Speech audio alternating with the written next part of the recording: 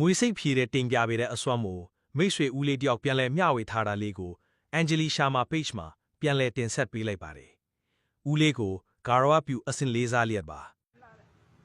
ယခုကျွန်တော်ပြတ်တာမယ်အပင်ကတော့မွေစိတ်ဖြေစေးဖြစ်ပါတယ်ခင်ဗျာတတဝါရပဏာဏများကိုကျွန်တော်စီနီးပေးခြင်းတဲ့အတွက်တင်ပြရင်းဖြစ်ပါတယ်ကျွန်တော်ပြောတယ်ဘေးကိုနားမလဲမှာဆိုလို့ကျွန်တော်ပုံနဲ့တကွရိုက်ပြီးတင်ရရင်ဖြစ်ပါတယ်ကျွန်တော်တို့ဆရာတော်တင်ပြပင်းလို့ခေါ်ပါတယ်အများတို့ဒေတာတွေမှာတော့ဘယ်လိုခေါ်တော့အဲ့ဒီအပင်ကိုကျွန်တော်တူးပြပါမယ်ဥလေးတွေကိုစားရတာဖြစ်ပါတယ်ခင်ဗျာဥလေးတွေကိုဒီလိုတူးပါပါလေခင်ဗျာ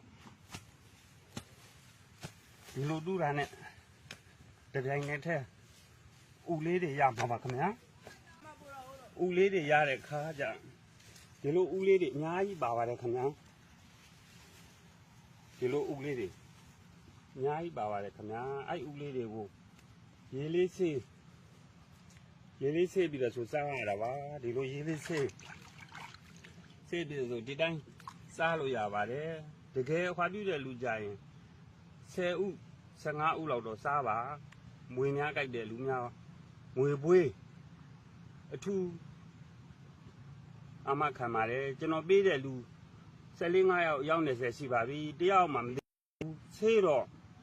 စိတ်ဖြေဆေးတော့ထိုးရတာပေါ့မွေမပြနိုင်တော့မွေဆေးထိုးမပေးပါဘူးဒီအတွက်